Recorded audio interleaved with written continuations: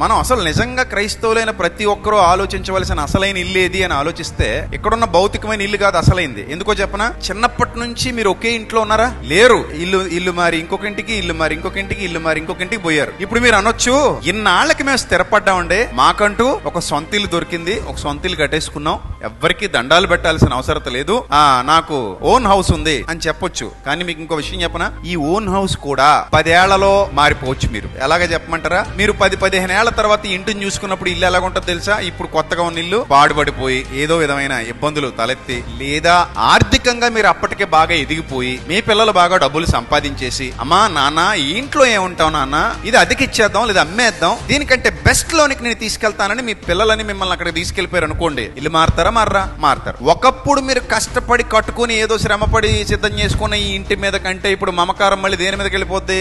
ఆ ఇంటి మీదకి వెళ్ళిపోద్ది. అంటే ఇల్లు మీరు జీవితాంతం మారుతానే ఉంటారు. మీరు ఎప్పుడైనా అనుకున్నారేంటి, ఒక 20 ఏళ్ల క్రిందట మీరు ఉంటున్న ఇంట్లో ఉన్నప్పుడు ఇంక ఇదేనా జీవితాంతం ఇక్కడే ఉంటారని ఎప్పుడైనా అనుకున్నారా? అనుకోలేదు కదా.